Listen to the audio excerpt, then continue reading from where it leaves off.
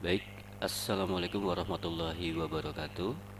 Apa kabar semua untuk siswa dan siswi Bapak? Semoga sehat selalu semuanya. Untuk di semester yang baru ini, Bapak mencoba untuk sesuatu yang berbeda dalam hal pengajaran. Jadi untuk sekarang mau tidak mau, kalian juga mesti rajin-rajin melihat WA atau juga melihat video yang Bapak kirimkan ya via WA. Bapak ingin menjelaskan lagi tentang triangle fotografi, yaitu terdiri dari ISO, shutter, dan juga ada aperture ya. Oke. Ini semuanya adalah berhubungan antara ISO, shutter, dan aperture. Untuk shutter kita sudah belajar yang kemarin, aperture, ISO juga sudah. Dan biasanya kalau di beberapa kamera, oh ya kita juga udah pernah belajar tentang mode dial mode untuk program auto, shutter, ya, aperture dan juga manual. Untuk yang pembahasan sekarang adalah tentang aperture. Oke, aperture atau diafragma simbolnya adalah F ya, atau F besar itu sama aja. Kalau dulu mah F ini, F kecil, sekarang ada juga F besar. Diafragma atau aperture pada sebuah kamera itu terdapat pada lensa. Perlu diingat, angka-angka pada aperture itu ada fungsinya, ada gunanya, ada kebutuhannya, dan juga ada trik untuk menggunakan aperture tersebut melalui hitungan. Itu ada. Oke, kita ketahui diafragma dalam sebuah kamera, maaf maksudnya pada sebuah lensa itu biasanya terdiri dari seperti ini, bulat-bulat kayak gini ya.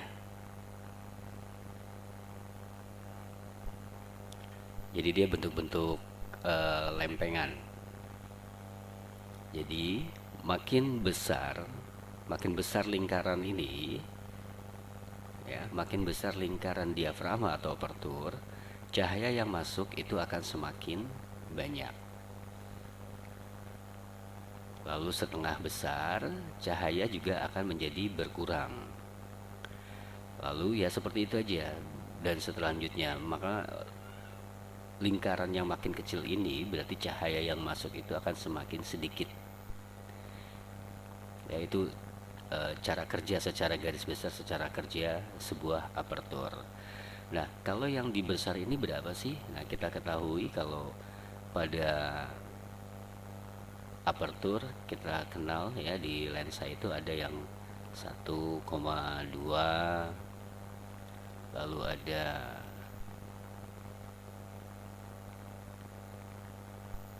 1,4, ya, ada 2, ada 28, lalu ada 35, ada 4, ada 5,6, lalu ada lagi 8, 11, 16, lalu juga ada 22, ya, 22 sampai sekarang ada 32.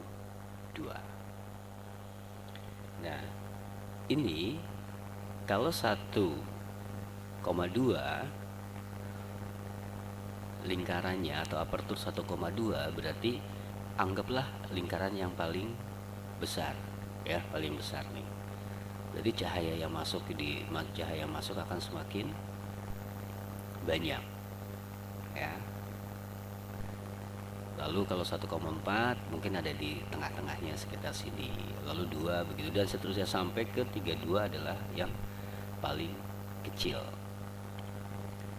Kenapa kita mesti mempelajari angka-angka pada aperture ini? Ya karena begini. Kalau kita lihat ya, ini masih berhubungan dengan exposure triangle. Kalau kita lihat angka-angka ini adalah mempunyai fungsi-fungsi tersendiri.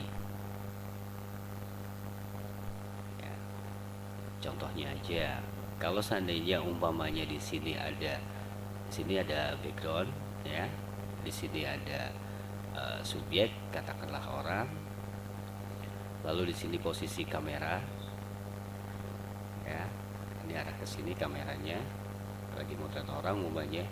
Dengan bukaan 1,2 otomatis orang ini itu akan terlihat terang, ya, subjek terang. Tapi sangat berpengaruh kepada background. Ini anggaplah background, ya, BG, background. Nah, background ini kalau kita membuka dengan 1,2 1,4, ini bukaan besar, ya, itu efeknya adalah di sini akan blur, ya, sekitaran area sini akan blur karena dia modelnya adalah seperti ini, bentuknya seperti ini. Oke, anggaplah seperti ini, ya. Kalau 1,2 ini akan blur karena berada di background ini tidak akan terlihat, samar, blur. Lalu 1,4 pun juga masih blur. Kalau sampai kita ke angka 8, 11, 16, 22, background ini akan lebih terlihat jelas,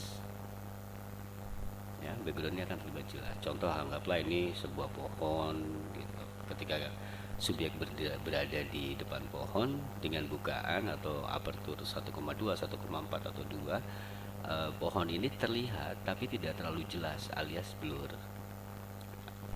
Oke, ya, itu yang pertama.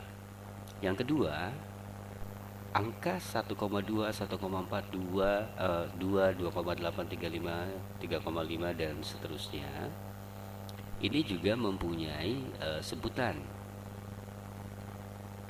Makin kecil, ya, angkanya makin kecil, tapi sebutannya adalah bukaan besar, ya, bukaan besar.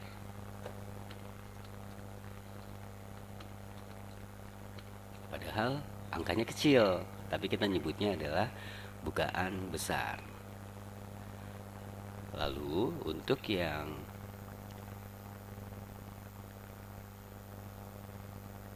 delapan, 11, 16, 22, 32, ya, ke arah sini angkanya besar, tapi kita nyebutnya adalah bukaan kecil. Bapak ulangi lagi. 1,2, 1,4, 2, 2,8, 3,5, 4, dan 5,6 itu adalah termasuk bukaan besar. Angkanya kecil tapi sebutannya adalah bukaan besar, ya, bukaan besar. 8, 11, 16, 22 angkanya besar, sebutannya bukaan kecil. Seperti itu. Dan efeknya adalah seperti ini. Jadi kalau ada yang bilang pakai bukaan besar aja, nah kita udah tahu tuh bahwa pasti kalau nggak bukaan sekitaran area sebelah sini, area ke sini, seperti itu, ya. Dan setiap fotografer, atau ya tidak hanya fotografer sih, ya, untuk para pemula atau yang pengen belajar sebenarnya harus mengerti angka-angka ini. Tadi Bapak udah kasih tahu kalau umpamanya bukaan 2,8 berarti posisi lensa atau diafragma apertur itu bukanya agak lebar, berarti cahaya yang masuk akan semakin banyak. Dan begitu juga kalau kita anggap aja kita ada di apertur atau bukaan kecil yaitu di angka 22, berarti cahaya yang masuk akan semakin sedikit ya, tapi efeknya adalah di sini akan tajam. Background akan terlihat tajam. Oke. Oke, baik. Bapak rasa cukup untuk tentang diafragma atau apertur angka-angkanya. Seperti itu. Mudah-mudahan untuk penjelasan yang singkat kalian bisa mengerti. Dan untuk kelanjutannya kita akan menghitung tentang apa arti stops atau f-stops dalam apertur, ISO, dan juga shutter. Demikian dari Bapak. Wassalamualaikum warahmatullahi wabarakatuh. Tetap semangat dan tetap semangat untuk belajar. Tetap jaga sehat.